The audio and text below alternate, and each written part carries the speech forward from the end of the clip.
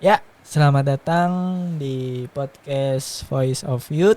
Pada kesempatan kali ini kita akan melakukan podcast ya seputar dengan kesehatan mental ya. Ya betul, jadi di podcast ini kita akan membahas gitu ya tentang isu-isu kesehatan mental, mulai dari isu kesehatan para remaja, terus juga hal-hal yang lagi mungkin booming di masyarakat gitu ya. Dan kalau kita hari ini kita akan bahas apa nih, Cang? Kira-kira ya, gue pikir-pikir yang lagi booming yang seru ya. Marvel Cinematic Universe Phase 4. Ya nggak sih? Iya betul banget, itu kayaknya lagi menarik banget ya di Iya. Phase 4 ini, banyak isu-isu kesehatan mental yang dinaikkan gitu ya di Marvel gitu ya. Ternyata nggak cuman apa ya namanya, koreografi berantem ataupun yang sihir kayak di Doctor Strange gitu ya, enggak ya cuma tapi pas dilihat-lihat tuh ternyata ada hal lain yang menarik dibahas gitu ya. Betul. Jadi kali ini tuh mulai dari tahun 2020-an atau mungkin sebelum itu udah mulai banyak gitu ya film yang membahas tentang kesehatan mental gitu ya. Salah satunya dari studio Marvel ini gitu ya. Nah, banyak film-film yang bahas kesehatan mental gitu. Mungkin yang teman-teman pernah nonton series It's Okay Not to Be Okay. Itu drama Korea tuh. Gue sempet nonton tuh. Sempet naik banget kan itu tentang seorang laki-laki yang gak pernah cerita gitu ya, mendam seluruh traumanya, terus ketemu perempuan yang sering meluapkan traumanya gitu ya, dan ketemu jadi pasangan kayak gitu. Terus juga film Joker. Oh iya, itu apa ya, kena banget sih itu.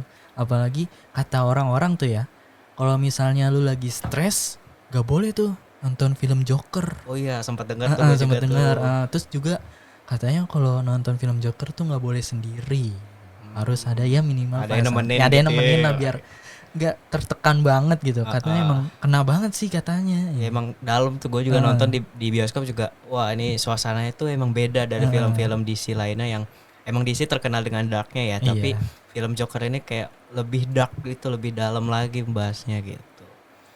Terus juga yang film Indonesia nih, ada 2 film yang kita highlight kali ini. Itu ada pertama Imperfect. Oh, Imperfect ya. Yang main Jessica Mila sama Reza Hardian. Ya, itu cerita tentang bagaimana seorang yang gemuk dan insecure gitu ya dengan kegemukan, apalagi ditekan oleh orang tuanya gitu ya. Tapi dia punya pasangan yang nerima dia apa adanya. Nah, itu menariknya di situ tuh. Jadi ceritanya tuh gak cuma dia tertekan sendirian, tapi punya pacar yang mendukung dia gitu. Terus yang kedua apa tuh film Indonesia? Yang kedua itu nanti kita cerita tentang hari ini. Oh, nanti kita cerita. Emang mau cerita apa hari ini? Kan nanti ceritanya. Nanti ya ceritanya ya. Tapi itu gue belum nonton tuh. Jadi tuh tentang apa sih tuh? Kalau nanti kita cerita tentang hari ini itu tentang 3 bersaudara yang bapaknya itu sangat memanjakan anak terakhirnya. Dan ternyata anak terakhirnya itu sebetulnya kembar. Oh, kembar. Tapi salah satu kembarannya itu meninggal, lupa karena apa, tapi meninggal, dan akhirnya ayahnya itu jadi sangat protektif ke dia. Dan anak keduanya, karena ayahnya lebih protektif ke anak ketiga, jadi anak keduanya terabaikan. Anak pertamanya juga terabaikan. Anak pertamanya karena sebagai anak pertama dan laki-laki, jadi harus ngejaga adiknya gitu, harus disuruh jaga sama ayahnya. Oke, boleh tuh nanti gue nonton deh. Nah, seru tuh. Oh iya, sebelumnya nih buat kalian semua, mungkin belum ada kali ya yang kenal sama kita kan. Oh iya, kita belum kenalan tadi. Aduh, lupa banget saking excitednya gitu ya mau ngebahas yang sesuatu yang menarik yang lagi booming ini. Ya, perkenalkan, nama saya Fairizal Rahmat, mahasiswa UNJ angkatan 2019 dari program studi bimbingan dan konseling. Dan di sini gue ditemani oleh, perkenalkan, gue Muhammad Alif Sandika, biasa dipanggil Alif. Sama mahasiswa BK UNJ juga angkatan 2019. Dan saya ini juga lagi di semester 6. Jadi lagi padat-padatnya nih. Oh iya. Tapi kita nyemutin untuk cerita gitu, untuk sharing gitu ya. Sangat-sangat ini ya, kita ambis ya. Enggak ambis. Oke, kita tadi ya pembahasan di awal ya, kita bahas tentang Marvel nih. Marvel Phase 4 lagi hype banget nih, apalagi kemarin Doctor Strange kan. Apalagi yang satunya sebelumnya, Moon Knight. Oh, Moon Knight ya juga tuh. Terus juga isu-isu Mami Wanda. Wah. Oh ya, biasa cewek. Memang begitu cewek tuh. Aduh. Gimana yang pertama apa sih kita pertama Fast Forward itu dimulai dari WandaVision ya? Iya, dimulai dari WandaVision. Emang WandaVision dulu ya? Baru Falcon and Winter Soldier ya? Iya, WandaVision dulu, iya, WandaVision yang pertama. Nah, itu kan ceritanya berawal dari kalau kalian ingat di Infinity War, di Avenger Infinity War, kan Vision mati tuh. Nah, itu jadi pelampiasannya Wanda untuk di Five Stages of Grief-nya atau di masa-masa kedukaannya. Nah, oh iya. Gitu. Jadi ceritanya kayak si Wanda ini buat realitas gitu ya untuk mendukung traumanya kehilangan dari si Vision ini gitu. Di situ dia apa ya? Dia kayak ngebuat suatu realita ya. Ternyata bukan realita enggak sih? Tapi dia kayak ini loh. Apa sih itu namanya yang kata membuat di Westview itu? Westview membuat apa sih? Dia mengendalikannya Westview sesuai dengan pikirannya ya. Ya. Secara nggak sengaja si Wanda mengendalikan satu kota ya, karena traumanya itu. Karena traumanya itu yang dimana apalagi Vision menghilang tuh karena dia yang kata Mind Stone-nya dipecahin sama si Wandanya sendiri gitu kan. Dia udah rela-relain mecahin pala suaminya ibaratnya. Terus tiba-tiba Thanos datang dan mengulang kejadian itu dan dihancurin sendiri. Itu sakitnya kayak gimana gak kebayang ya. Parah emang sih si Thanos. Iya. Terus selanjutnya nih di Falcon and Winter Soldier. Ada di situ ada isu ini enggak sih isu rasisme juga. Rasismenya Sam Wilson kan itu orang kulit hitam ya di Amerika. Kalian tahu sendiri mungkin di Amerika tentang isu kulit hitam juga masih sangat tinggi gitu ya. Dan kalau boleh tahu di filmnya Falcon and the Winter Soldier kan ada apa? Kalau di komik disebutnya Patriot ya. Si Esa siapa sih namanya? Asia James lupa. Iya lupa. Di situ dia ternyata satu angkatan sama Captain Amerika, sama cuman Steve Rogers. Iya berbedanya itu dia kulit hitam. Jadinya kayak terasingkan gitu lah. Padahal punya kekuatan yang sama ya sama Steve Rogers. Dan dia juga kalau nggak salah di ceritanya dia juga ngebantu buat ini loh apa tuh memenangkan peperangan ya di Amerika. Memenangkan perang Vietnam. Cuman nggak dianggap sama warga-warga Amerika sama pemerintah karena itu isu kulit hitam. Kalau boleh tahu ya sedikit pendapat gue ya pribadi gue. Kenapa si Esa itu si Patriot itu kalau kita lihat tuh dia menjadi tua gitu kan. Padahal dia punya serum kan di dalam tubuhnya. Setahu gue pendapat gue karena dia nggak memanfaatkan sebaik mungkin serum itu gitu loh. Jadinya orang atau siapa ya? Kenapa Steve Rogers itu masih muda ibaratnya gitu kan? Karena dia mempunyai tekad dalam dirinya itu seperti jiwa-jiwa bisa dibilang jiwa-jiwa pejuang gitu loh. Jadinya itu yang membuat dia semakin muda dan semakin kuat juga karena dengan ibaratnya tuh jika serum itu dimasuki sama seseorang yang orangnya itu mempunyai jiwa semangat yang tinggi, maka serum itu akan menjaga bentuk tubuh dan kekuatan dari pengguna serum itu. Nah, si Esa ini siapa sih namanya? Patriot. Iya, kita sebutnya Patriot aja. Nah, si Patriot ini kenapa dia menjadi melemah, menjadi tua? Karena dia udah nggak ada semangat, udah nggak ada jiwa kesatrianya, jiwa pejuangnya. Karena kenapa ya? Karena tadi nggak merasa dihargai, nggak gitu. diapresiasi juga perjuangannya gitu loh. Oke, menarik tuh. Kita kalau dibandingkan dengan kehidupan realita gitu ya, ketika kita sama-sama punya satu sekolah atau satu perkuliahan dan ada satu orang yang nggak dapat apresiasi mungkin dari orang tua atau dari lingkungan sekitar, nah bisa jadi isunya bakal sama tuh sama saya dan perbandingan dengan Steve Rogers gitu ya. Iya benar banget. Lebih penting sih ternyata sebuah apresiasi itu di hidup kita tuh ternyata lebih penting ya. Iya, lebih penting daripada harus dapat nilai apa segala Iya, macam gitu kan. Gitu. Nah juga di Falcon and Winter Soldier juga ada pembahasan nih tentang rasa tuh? bersalahnya Bucky Barnes. Oh, yang kata dia ngebunuh orang tuanya Tony Stark bukan sih? Iya, kan di Bucky Barnes itu kan dia jadi Winter Soldier dan Heeh. diprogram untuk bunuhin petinggi-petinggi, Iya. pejabat-pejabat di Shield kan, di kayak Howard Stark, bapaknya Tony Stark, Oh, terus iya, juga iya. keluarganya dan lain-lain. Nah, itu dia jadi punya rasa bersalah di kehidupannya sekarang kan. Sekarang dia udah sadar nih dari habis dari Wakanda, dia punya pengobatan gitu ya di Iya. kepalanya, jadi udah bebas tuh dari Udah bebas mantra-mantra mantra-mantra. Hydra gitu ya. Oh, yang kata ada yang dibacain sama siapa sih?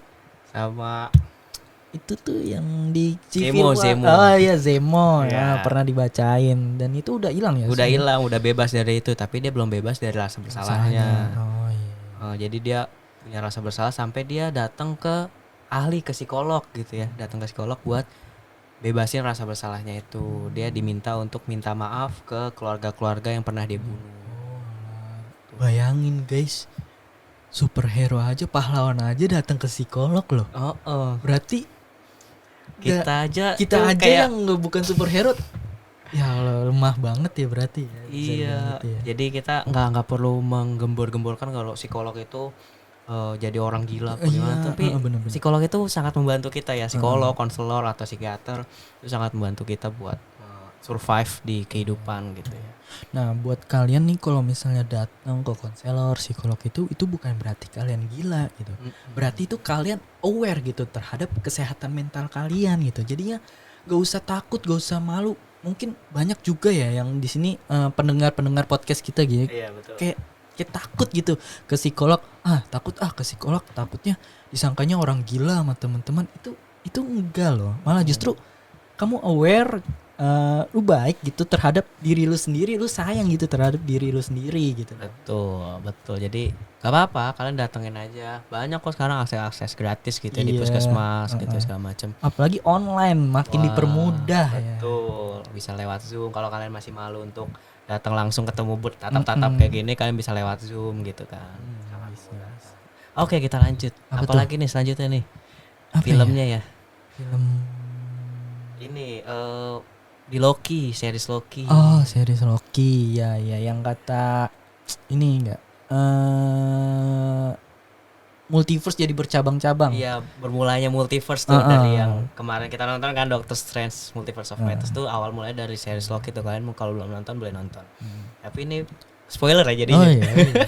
Oh iya, ini dulu kasih tanda dulu spoiler ini. Spoiler buat keseluruhan Phase 4 yang sudah tayang gitu ya. Apa tuh kalau di Loki tuh?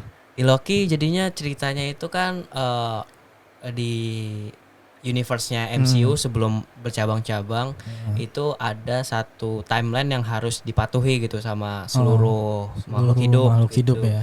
Nah, yang ngejaga itu ada kayak polisinya ibaratnya lah. Polisinya si itu TVA. TVA itu. Nah, jadi kalau misalnya ada seseorang yang seharusnya takdirnya nggak kesana tapi melengsong gitu ya. Nah, itu baru dibenerin sama TVA. Jadi si orangnya ini bakal ditangkap dan timelinenya dibenerin lagi. Oke. Jadi ceritanya ada dua Loki di cerita ini, Loki laki-laki dan perempuan. Laki-lakinya itu yang mungkin kalian nonton di Endgame ya. Di Endgame yang dia dari ketika Tony Stark kembali ke masa lalu sama Steve sama Ant-Man dan si Loki ngambil Tesseract kan. Ngambil Tesseract dan pindah tempat. Berarti ini bukan Loki dari Earth 616 ya? Iya, bukan Loki dari yang mati sama Thor, bukan, beda. Berarti bukan Loki origin lah ya, bisa dibilang ya. Lokinya yang dari masa lalu. Nah, ya Loki nggak terima dong karena udah seenggaknya cuma pindah tempat gitu doang, terus tiba-tiba ditangkap kan sama TVA dan harus diadili gitu. Berarti dia denial ya?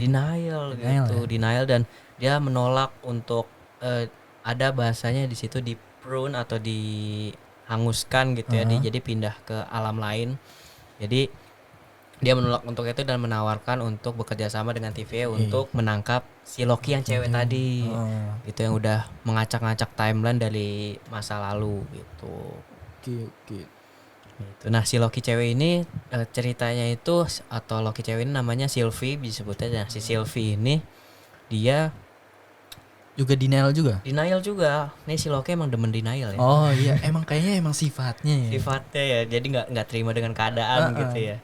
Nah, si Sylvie ini ketika kecil kan, kalau misalnya di timeline yang biasa kita nonton dari Thor dari sebelum-sebelumnya, pokoknya sebelum timeline ini kan Thor itu suka sama Valkyrie gitu, bukan suka tapi mengidam-idamkan untuk jadi Valkyrie kan, diceritain di Thor Ragnarok ya kan. Iya. Nah, jadi Thor itu bakal jadi hero nantinya gitu kan. Nah, tapi kalau di dunianya Sylvie, itu Sylvie-nya yang justru mengidam-idamkan jadi Valkyrie, jadi hero gitu. Jadi itu kan nggak sesuai dengan jalurnya Loki yang harus jadi jahat kan. Oh iya kan, dimana rata-rata Loki tuh jahat ya, suka tipu ya, suka menipu-nipu gitu suka kan. bikin chaos ya. Kayak yang di film Avenger pertama kan, Loki itu penyebabnya gara-gara Loki. Loki. Nah, ini si Sylvie justru yang bakal jadi hero nantinya gitu. Oh, berarti kebalikannya dong. Kebalikannya. Malah justru di universe-nya dia Thor kali ya yang jadi jahat ya. Mungkin, tapi di situ nggak diceritain. Oh, nggak diceritain. Mungkin di selain waktu bakal diceritain kali sama Kevin Feige. Oh, yes, ditunggu Pak. Oke. Nah, si Sylvie ini karena beda dari takdir sesungguhnya Loki, ditangkap dong sama TVA waktu masih kecil, masih mungkin kalau kita masih SD kelas 5 kali.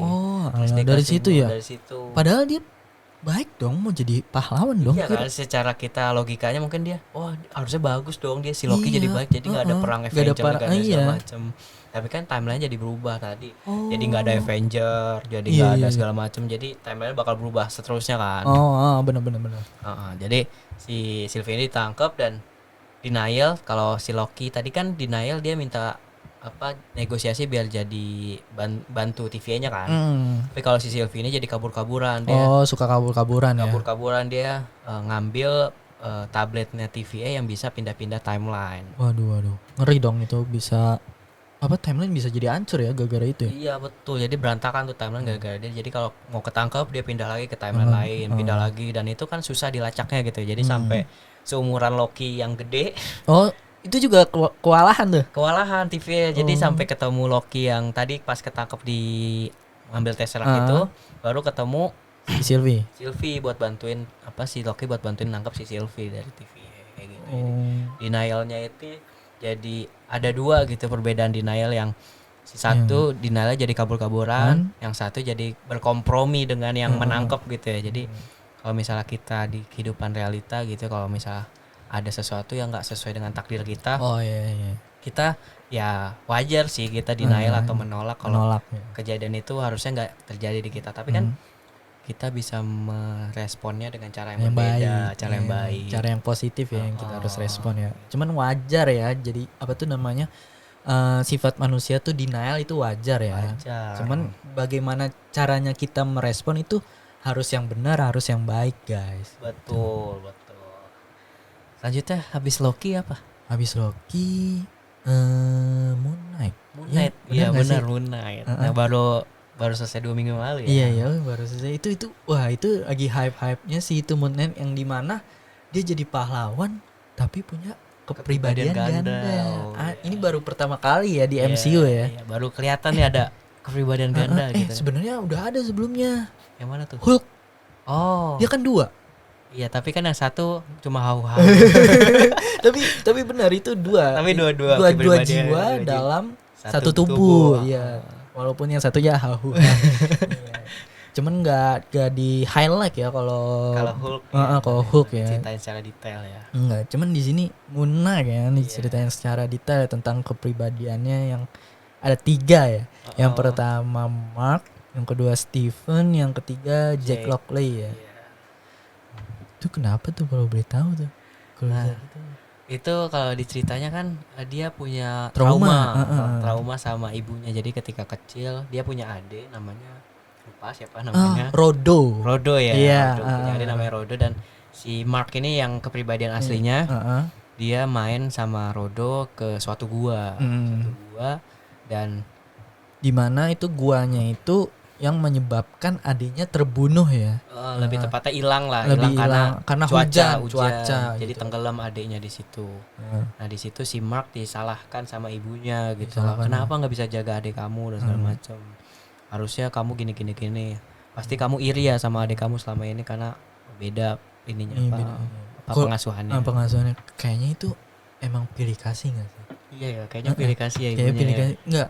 Misalnya nih, kan emaknya bilang kan ya, ke pas lagi main itu kan, emaknya itu bilang ke si Mark, dia disuruh jaga adiknya, Mm-mm. jangan sampai kenapa-napa ya. Sebenarnya kalau emaknya itu nggak pilih kasih, emaknya tuh pasti bakal bilang bahwa kalian berdua harus saling jaga ya, santar Betul, satu betul. sama lain. Nggak cuman Si Mark disuruh jaga adiknya.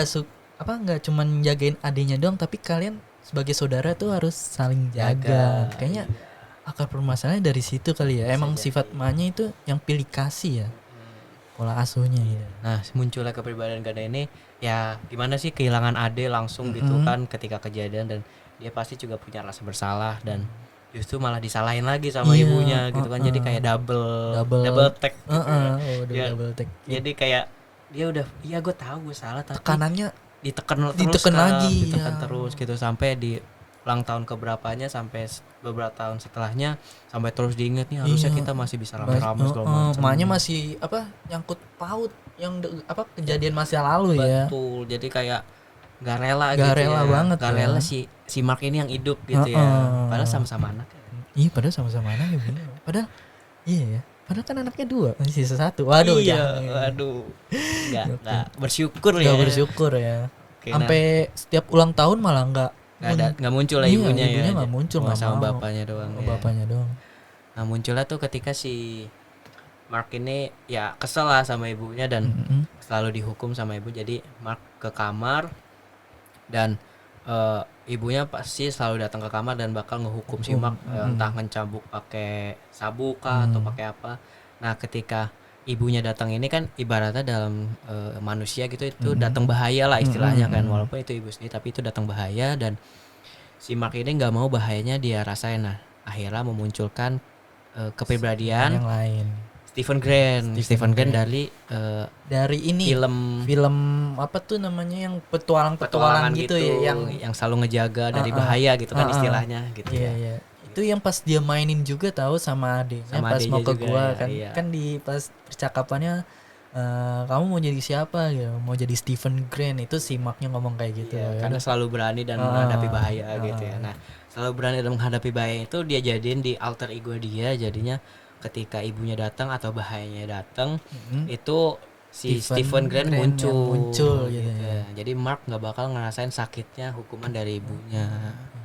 Iya sih, emang benar sih yang gue baca-baca tuh, kepribadian ganda tuh datangnya tuh dari masa lalu yang Traumatis gitu traumatis ya. kita.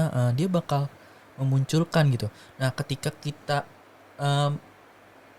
alter egonya, ibarat sebutannya alter ego ya. Alter ego mengambil tubuh kita, pas kembali lagi jiwa asli kita nggak inget apa-apa sebelumnya. Nggak sadar. Wow. Tapi lu pernah dengar nggak sih, kalau nggak salah ada orang Indonesia yang mempunyai 9 alter ego. Oh iya. Iya. Siapa itu? Nggak tahu. Tapi itu beneran 9 alter ego. Jadi alter egonya tuh dia orang apa tuh namanya, nonis kan, non Islam. Nah, dia punya alter ego yang jago baca Al-Quran. Waduh.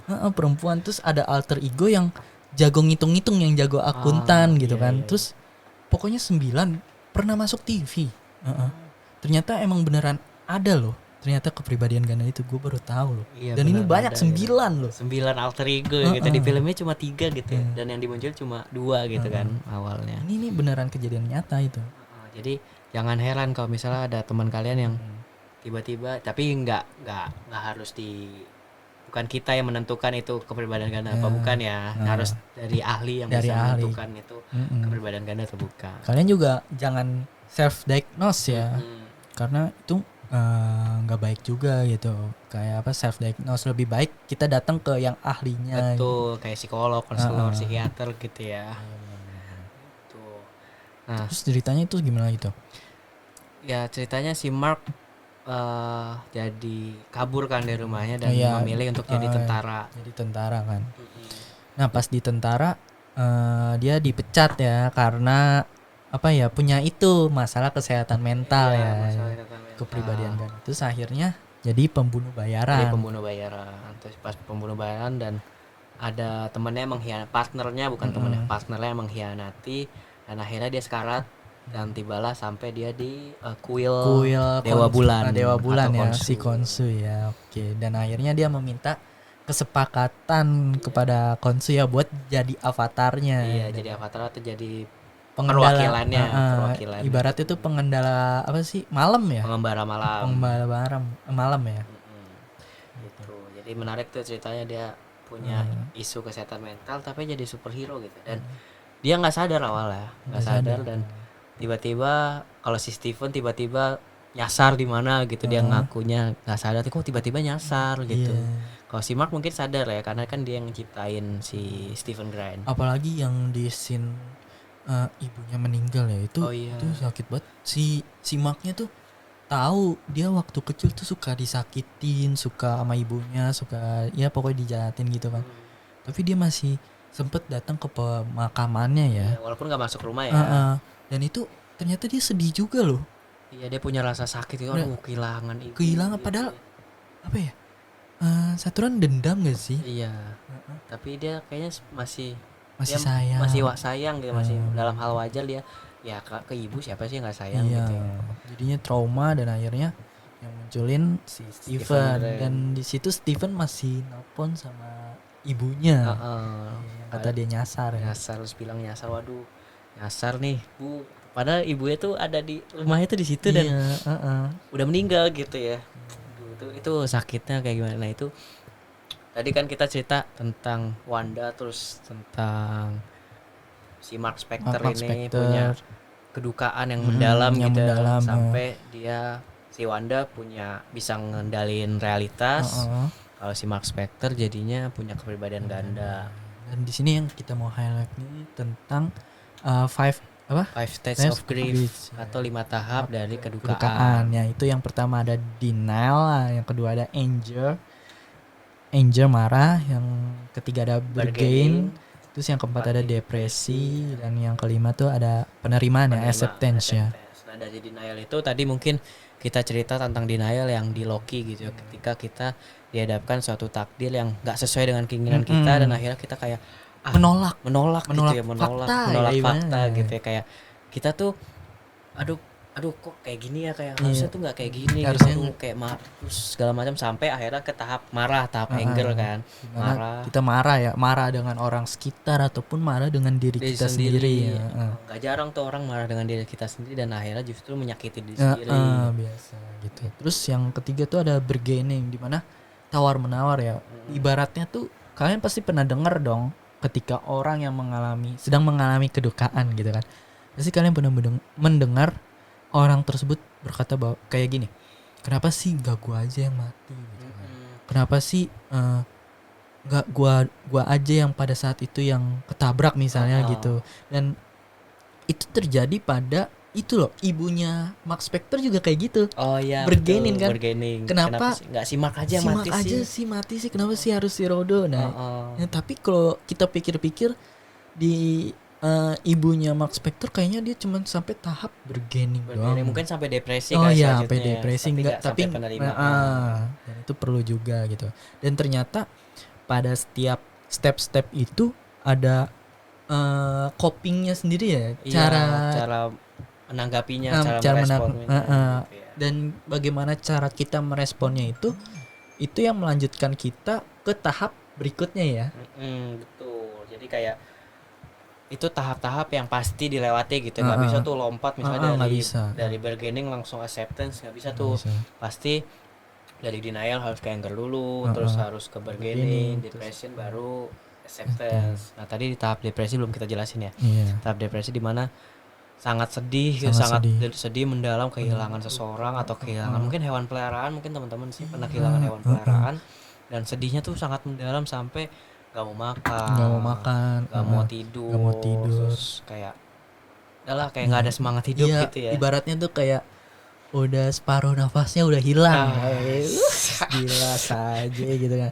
Tapi ternyata tuh 5 steps of grief ini Enggak, cuman kehilangannya tuh enggak cuman ditinggalin dalam bentuk meninggal ya. Nggak dalam fisik, nggak harus dalam fisik gitu ya. Tetapi kita juga akan mengalami tuh ketika kita ditinggalkan oleh belahan jiwa kita gitu. Ibaratnya misal pacar gitu atau gitu istri ya. gitu. Tapi bukan ditinggalin tuh bentuknya mati, tapi kayak misalnya putus Hilang aja, gitu, putus gitu. hilang dari hidup kita gitu. Dan kita akan mengalami hal itu juga ya. Kehilangan teman, kehilangan sahabat yang mungkin udah 7 tahun atau 10 tahun. Terus dia pindah kota buat kota. lanjutin cita-citanya ya. Kalau pindah kota sih kita masih bisa nyamperin Oh, ya. Tapi iya. kalau misalnya udah lost contact, Oh, kayak iya udah sih. aduh sakit banget Sakit rasanya. banget. Dimana kita waktu dulu pas Seneng-seneng iya, bareng, ya kan? seneng-seneng bareng, selesai bareng, pas udah mengejar impiannya masing-masing, udah lost contact gitu, udah itu juga termasuk ya. bisa termasuk. Jadi grief atau kedukaan itu nggak harus kehilangan secara fisik atau meninggal gitu ya, tapi bisa juga kehilangan tadi teman, kehilangan pacar dan sebagainya kayak gitu. Terus tahap terakhir acceptance, penerimaan.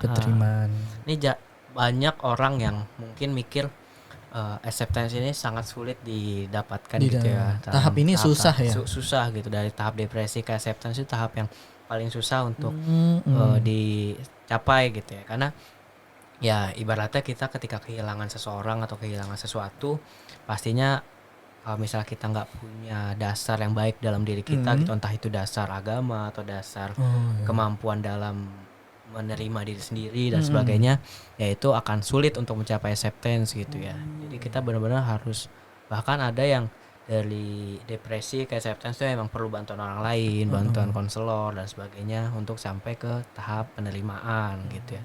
Gak jarang juga sih yang tahap penerimaan ini dapat dari diri sendiri gitu, cuma tahapnya akan sulit dan menantang gitu ya. Menantang ya, ibaratnya ini tahap yang sangat sulit ya buat didapatkan sangat ya. sulit karena kita kan udah kehilangan, kayak kita harus ikhlas gitu kalau dalam bahasa Islam gitu, ikhlas dan harus menerima segala kenyataan dari Tuhan gitu kan.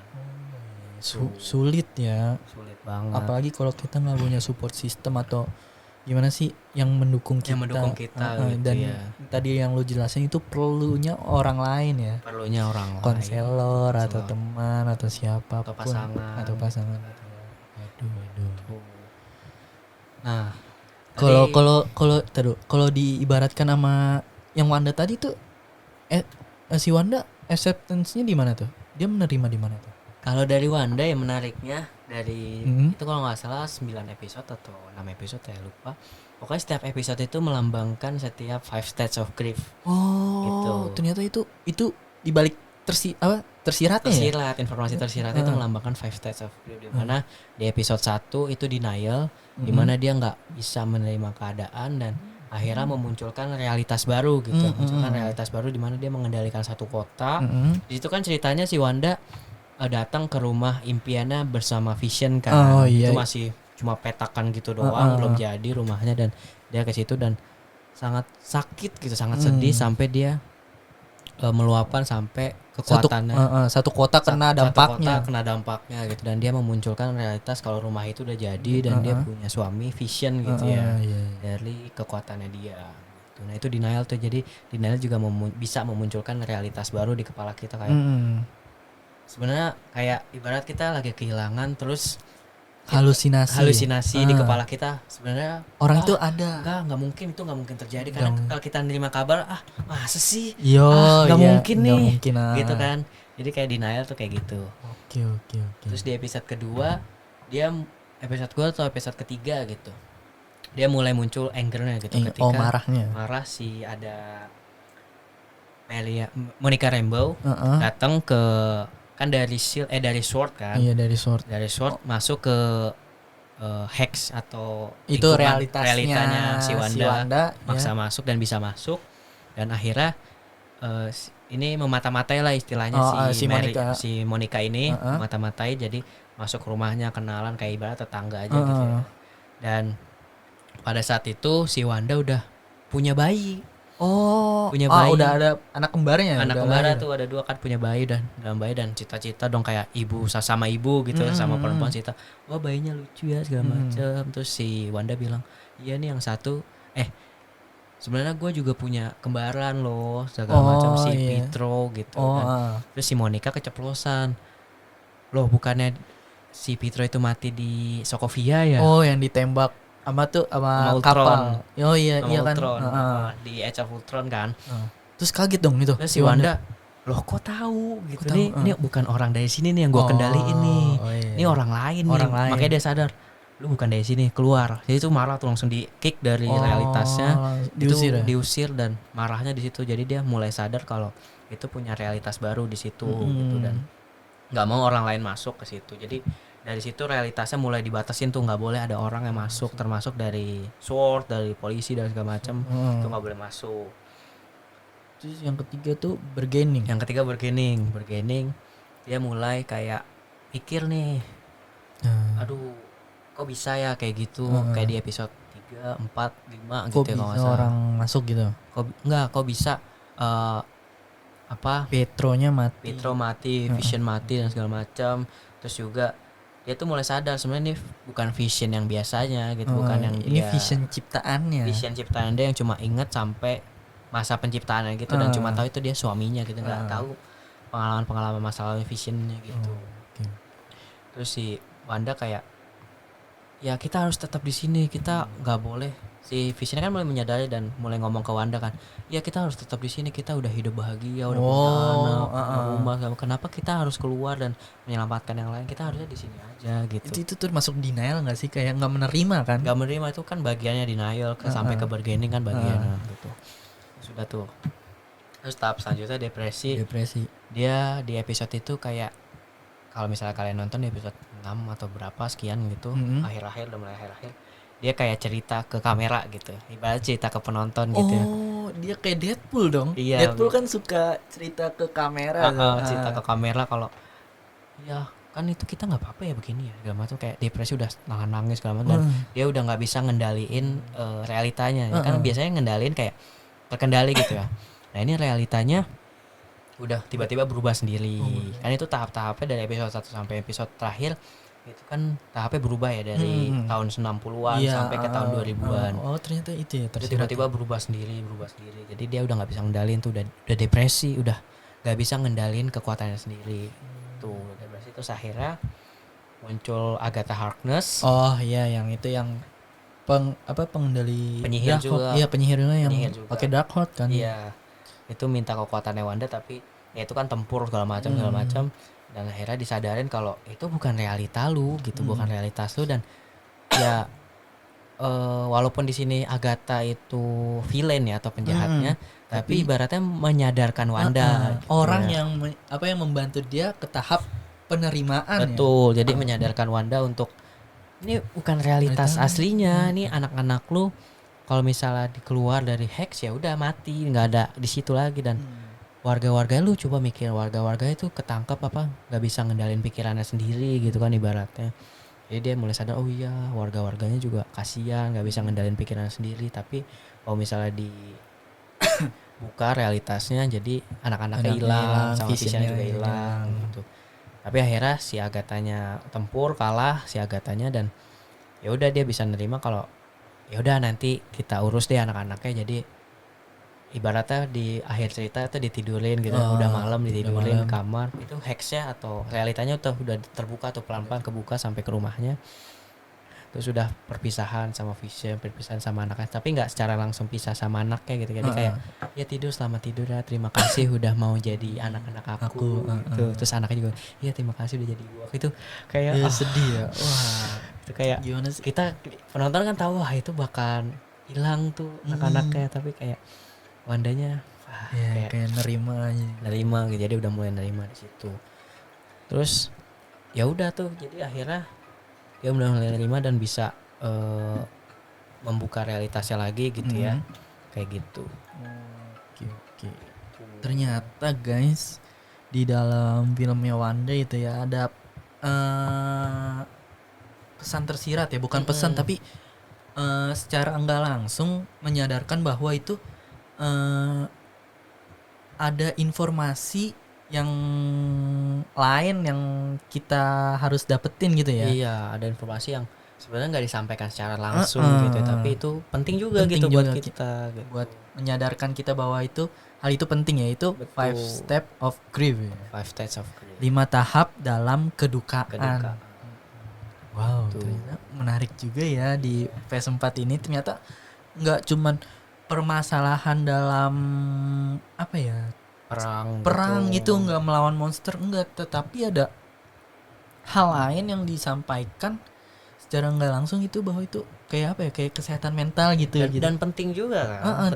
Penting juga Dan banget. ibaratnya nih superhero harus menghadapi lingkungan atau orang lain yang berbahaya untuk lingkungan sekitar, tapi dia juga harus menghadapi dirinya sendiri untuk iya, berdamai, untuk segala macam, untuk menerima tadi yang siapa tuh namanya, si Winter Soldier gitu, menerima gitu, terus memaafkan, terus dia juga nggak bisa bersosialisasi akibat traumanya itu ya. jadi takut untuk bersosialisasi gitu.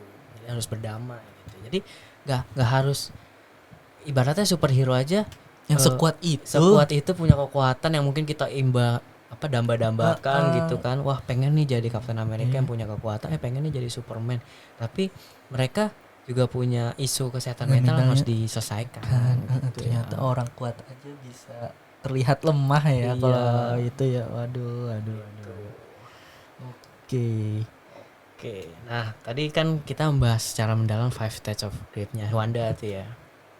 Tapi kita juga punya perbandingan nih yang juga punya banyak kehilangan gitu. Gue inget Siapa tuh?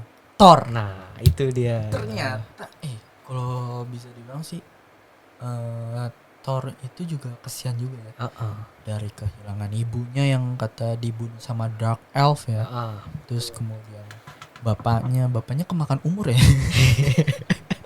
Iya kan? Ya bener. Iya kan, kemakan umur kan. Terus kakaknya yang mati, si Hela yang si mati. Hela harus mati. Sama si Sultur. Sulfur apa Sultur sih? Sultur kan. Terus adenya dicekik sama Thanos.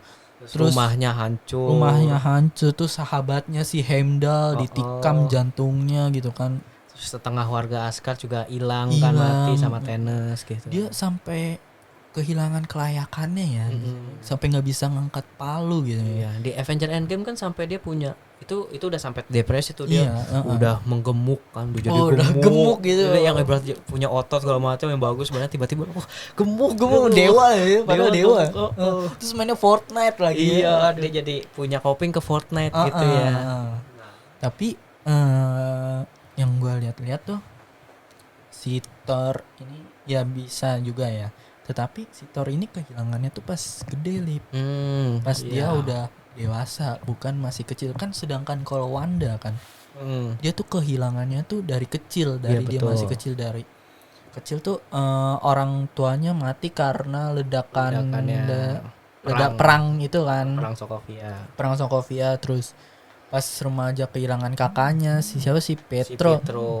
Terus abis itu kehilangan pasangannya si Vision ya kan. Si Wanda kan kalau kehilangan ayah ibunya masih ada abangnya, kehilangan abangnya masih ada Vision. Nah, kehilangan Vision tadi tuh jadi punya realitas segala macam gitu kan. Nah, tapi kalau si Thor ini kehilangannya tuh nggak bertahap, cepet gitu. Ya cepet tiba-tiba. Ya kalau kita kan nonton kayak ibaratnya lama ya, dari misalnya dari Avengers Infinity War atau dari Thor Ragnarok ke Infinity War kan, kalau kita nonton kayak beda 3 bulan, beda berapa bulan. Tapi kan kalau secara real di timeline MCU-nya itu ibaratnya dari Thor Ragnarok ke Avengers Infinity War itu cuma beda berapa jam lah ya. Iya, beda berapa jam. Beda beberapa jam doang gitu. Apalagi matinya itu pas lagi di pesawat kan. Lagi di pesawat udah Asgard-nya udah hancur segala macam kan sama Surtur, dan dia harus lagi evakuasi gitu kan. Diserang lagi sama Thanos. Dan ternyata kenapa si Thor itu dewa ya, dewa petir ya. Dia bisa aja ngancurin bumi. Gitu loh. Pas lagi dalam tahap kedukaannya gitu. Saking kuatnya kan. Tetapi kenapa dia nggak kayak gitu? Kenapa? Karena coping atau cara mengelolanya berbeda ya. Kalau bisa dibilang tuh Thor itu ternyata berpengaruh juga loh terhadap gender. Betul. Gimana cara misalnya ibaratnya laki-laki dan perempuan menghadapi stres dan copingnya tuh ternyata berbeda. Kalau yang setahu gue gitu kan, laki-laki tuh kalau coping tuh lebih baik menyalurkannya ke hal yang lain gitu, dan apa tuh namanya lebih banyak diem, lebih banyak memendam gitu kan. Nah kalau sedangkan perempuan dia lebih banyak bercerita, terus meluapkan emosinya ke mana aja gitu kan. Ya kan ya? Iya betul. Jadi kayak biasanya tuh laki-laki ya sering kalau misalnya diputusin pacar deh, kita sering lihat di meme-meme dimanapun, di Wancak, di 9gag gitu ya, kalau perempuan putus tuh pasti langsung nangis, langsung cerita ke teman-temannya, ke geng-gengnya cerita segala macam. Aduh nangis diputusin segala macam, sedih banget gitu kan.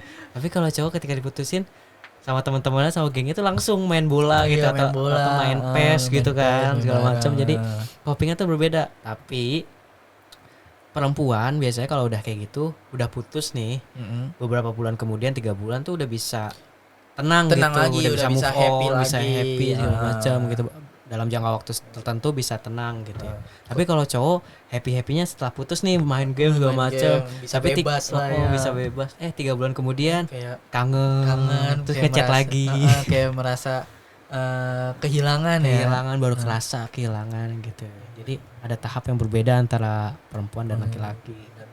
Coping stresnya juga berbeda ya. Nah itu alasan juga kenapa Thor nggak melakukan hal seperti itu, karena ya copingnya juga beda gitu kan. Dan dia juga ke tahap menerimanya tuh cepet ya, terbilang cukup cepet karena dia punya temen. Betul, punya support system. Temennya itu yang kata yang suka main si Kork ya, si Batu. Si Kork sama siapa tuh yang kata kepiting itu kan. Kepiting gak jelas. Iya. Jadi dia punya teman kan, dan dia juga punya Avenger pada saat itu. Nah, kalau si Wanda kan nggak punya sama sekali, dia benar-benar ya gimana ya, orang yang terdekatnya emang benar-benar udah hilang gitu kan. Terus juga nggak sebenarnya bisa sama si Black Widow, si Ned. Iya si Ned, dia punya latar belakang yang sama kan. Latar yang belakang yang sama dengan Wanda kan. Nah, tetapi ya pada saat itu si Ned mati merelakan untuk mengambil Soul Stone kan. Iya, jadinya nggak ada, ibaratnya nggak ada mentor lah buat apa tuh namanya, buat ibarat gak ada temen curhat si Wanda itu juga. Padahal kisah menariknya tuh katanya di belakang, ibaratnya di belakang layar gitu ya, di sela-sela cerita antar film itu si Natalie ini dia jadi mentor Wanda buat belajar bahasa Inggris Amerika. Itu kan makanya kan waktu awal ketemu Wanda di Age of Ultron itu masih aksennya aksen Sokovia kan, aksen Rusia gitu ya.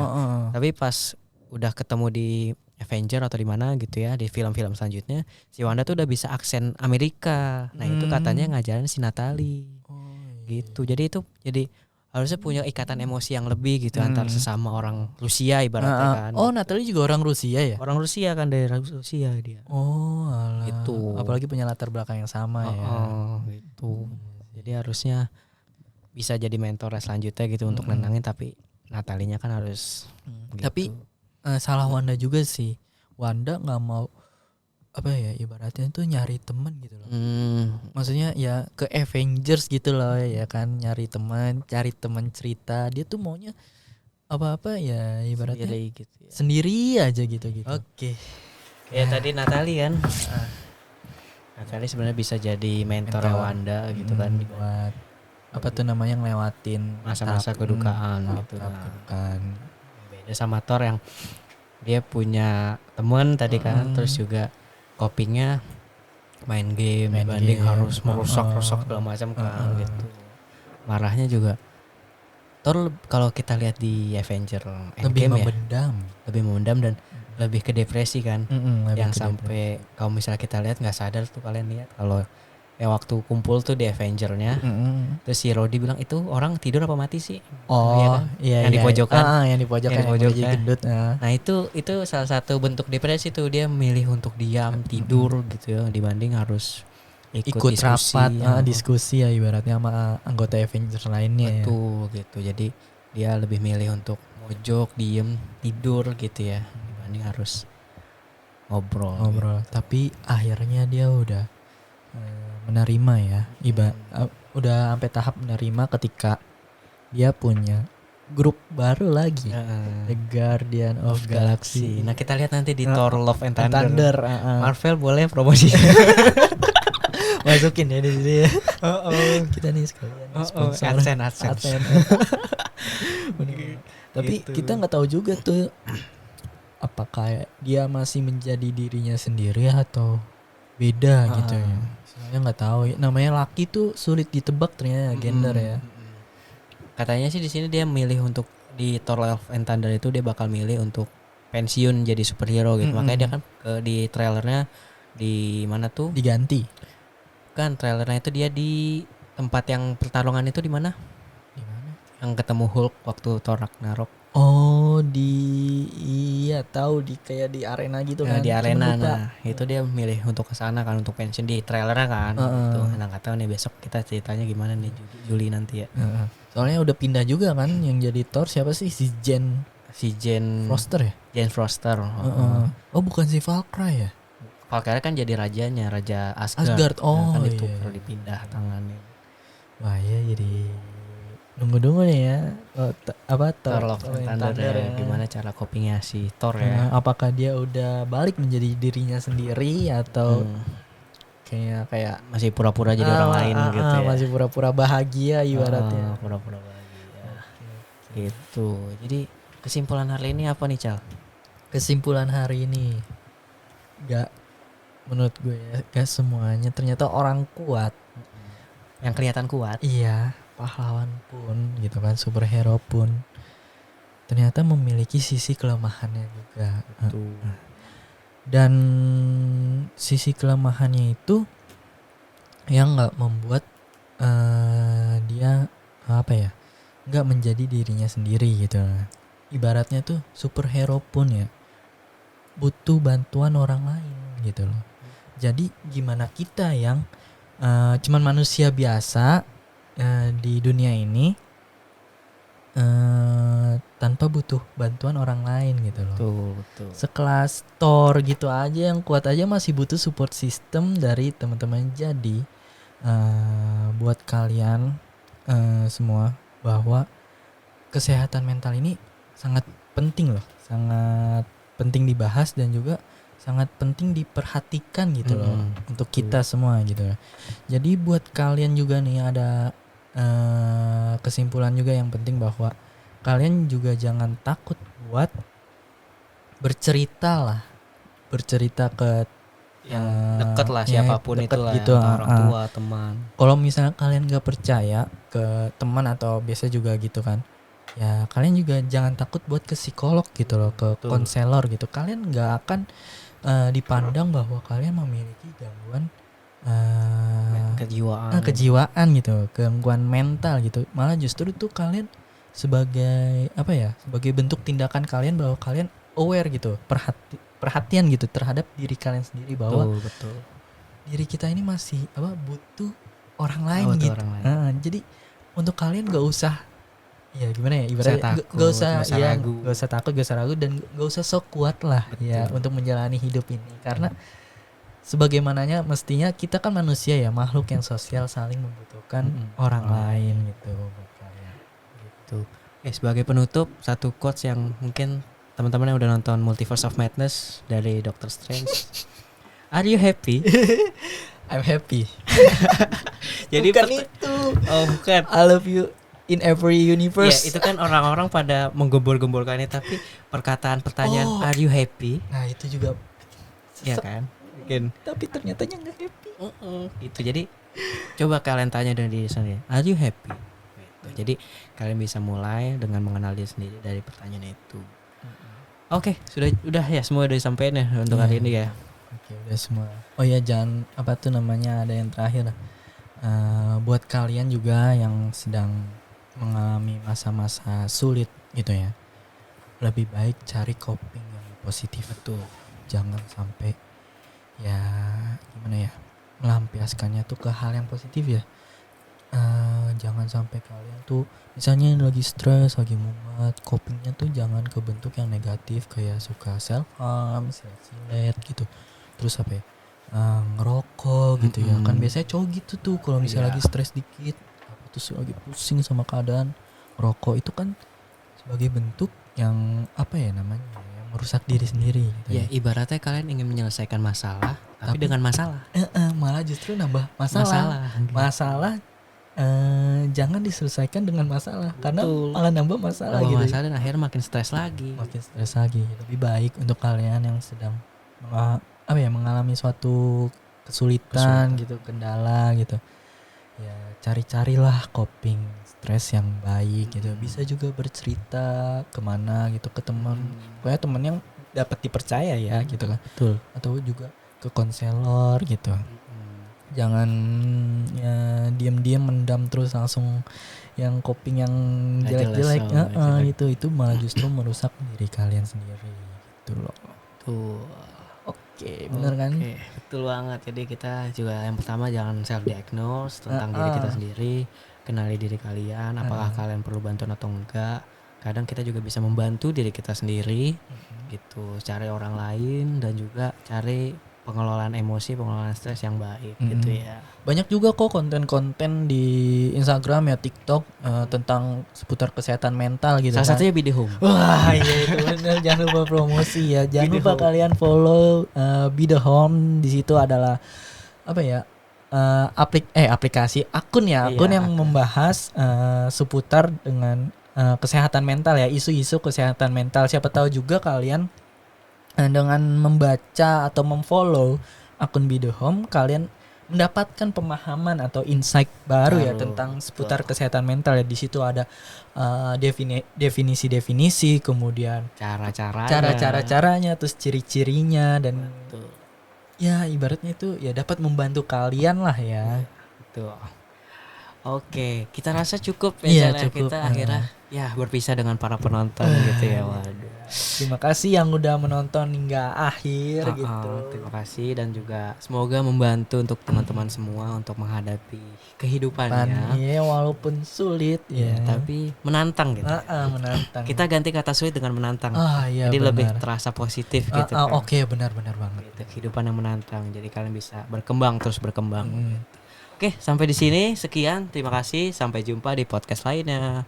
Bye bye. Thank you.